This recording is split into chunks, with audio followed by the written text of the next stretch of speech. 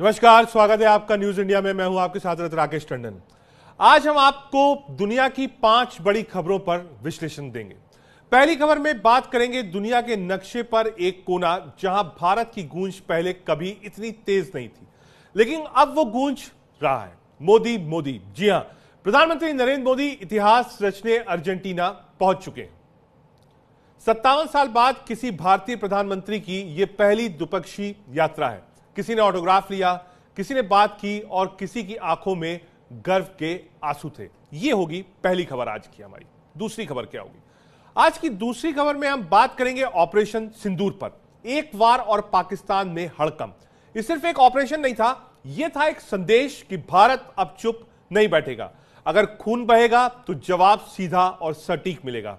Target था लश्कर का मुर्द के ठिकाना, जैश का बावलपुर मुख्यालय और धमाके ऐसे कि पाकिस्तानी हुकूमत अब भी सन्न है। मसूद अजहर के घर पर हमला, जहां उसके 10 परिजन और 4 खास गुर्गे मारे गए। वहीं लश्कर का बेस कैंप भी पूरी तरह तबाह हो गया। अब बिलावल भुट्टो कह रहे हैं हमें नहीं पता मसूद अजहर कहां है। क्या ये डर नहीं तो और क्या है? ये दूसरी खबर होगी। हमारी तीसरी खबर क्या होगी? अब तीसरी खबर पर बात करते हैं। गाजा में थमेगी गोलियों की गूंज, जल्द हो सकता है सीजफायर।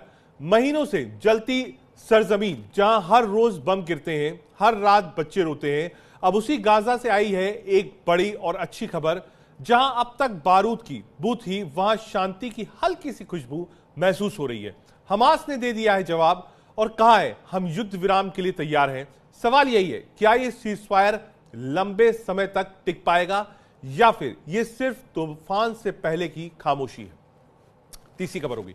चौथी खबर क्या होगी? चौथी खबर में बात करेंगे मोसाद की।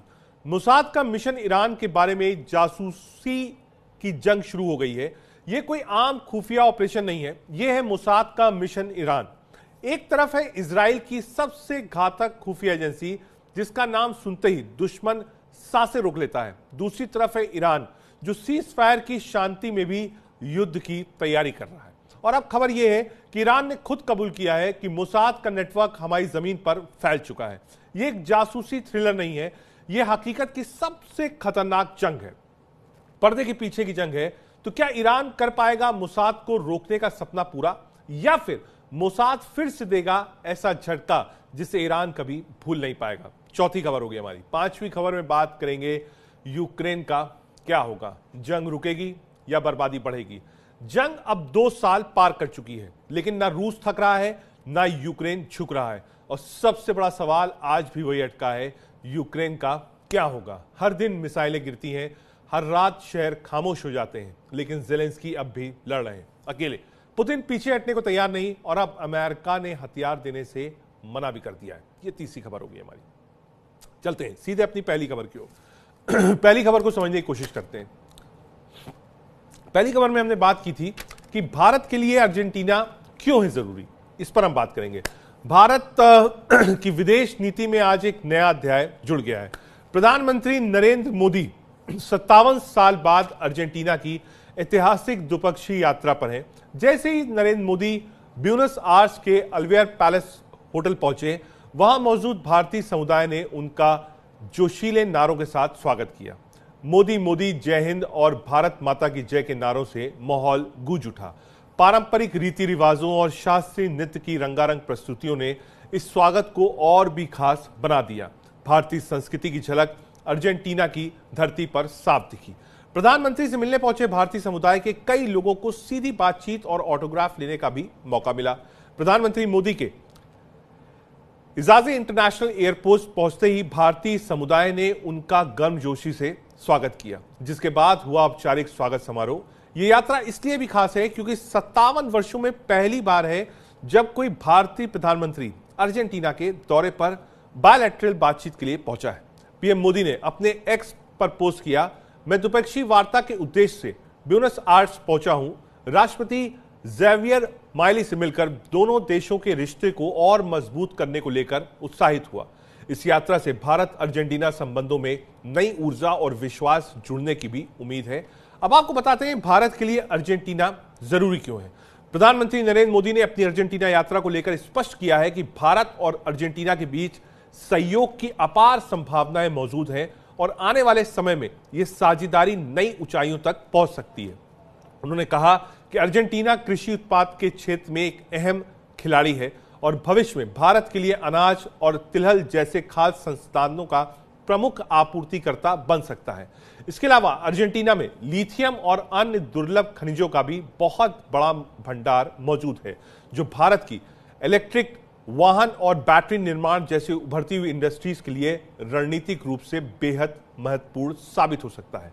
प्रधानमंत्री मोदी ने यह भी जोर दिया कि अर्जेंटीना की वैका म्यूरेटा शेल गैस परियोजना भारत के लिए दीर्घकालिक ऊर्जा सुरक्षा और साझेदारी का एक स्थायी स्रोत बन सकती है। साथ ही भारत द्वारा शुरू की गई अंतर्राष्ट्रीय सौर गठबंधन ISA में अर्जेंटीना की सक्रिय भागीदारी हरित ऊर्जा के क्षेत्र में दोनों देशों के बीच सहयोग को और मजबूती दे रही है। ये हम आपको कुछ अहम बिंदु बता रहे हैं जो अर्जेंटीना पहुंचे हैं प्रधानमंत्री नरेंद्र मोदी। हमारे साथ दो खास मेहमान होंगे।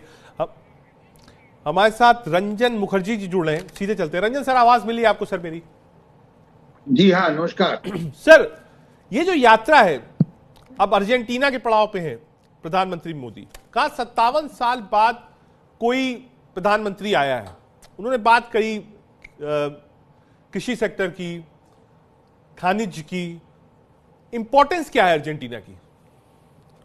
देखिए, पहले तो मैं कहना चाहूंगा कि ये जो पीएम साहब का ये जो दौरा है, हाँ। ये बड़ा ब्रिलियंट दौरा है और मैं मानता हूं कि as an Indian I feel very proud that हमारा जो फॉरेन पॉलिसी है, भू राजनीति है, इनको इस चीज को इन्होंने एक नया मुकाम पे लेके गए हैं। पहली बात तो ये है। ठीक है। देखिए, ग्लोबल साउथ की बात अगर करें तो हमारा, हम जब G20 का शीर्ष शिखर में लास्ट ईयर हम यहाँ पे उसको कंडक्ट कर रहे थे, तो हमने अफ्रीकन नेशन को इस पे जोड़ा।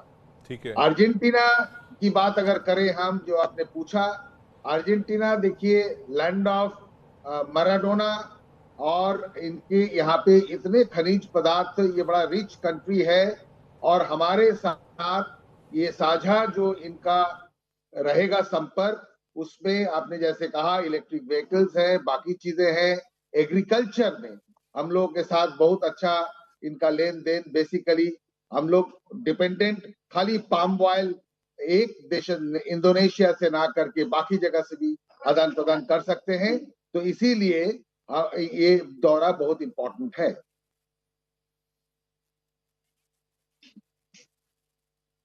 रंजन सर, ये जो आपने कहा लुक साउथ की बात है, प्राइम मिनिस्टर ने अपने कार्यकाल में कुछ जो टारगेट्स ऐसे रखे जहां अब तक रीच आउट नहीं था या ना के बराबर था, जहां अमूमन प्रधानमंत्री नहीं गए, मतलब आजादी के बाद भी। इसके पीछे की रणनीति क्या उन छोटे बड़े देशों को जोड़ना जो शायद मुख्य धारा में नहीं थे, बहुत इंपॉर्टेंस जिसको नहीं मिली, उसको भी प्रधानमंत्री नरेंद्र मोदी ने जोड़ने की कोशिश करी?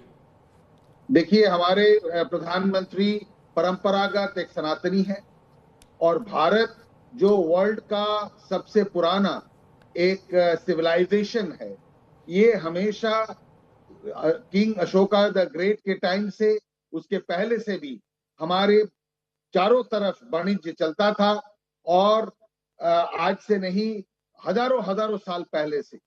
तो मेरे हिसाब से आज के जमाने में ये पहला पीएम है इंडिया का, नरेंद्र मोदी जी, जो ऐसे एक चीज की खोज में रहते हैं जहां पे कोई पीएम नहीं गया हो, लेकिन वहां संभावनाएं बहुत है, वहां पे बहुत सारे एवेन्यूज खोल सकते हैं इंडिया के लिए, तो वो और ज्यादा फैला रहे हैं।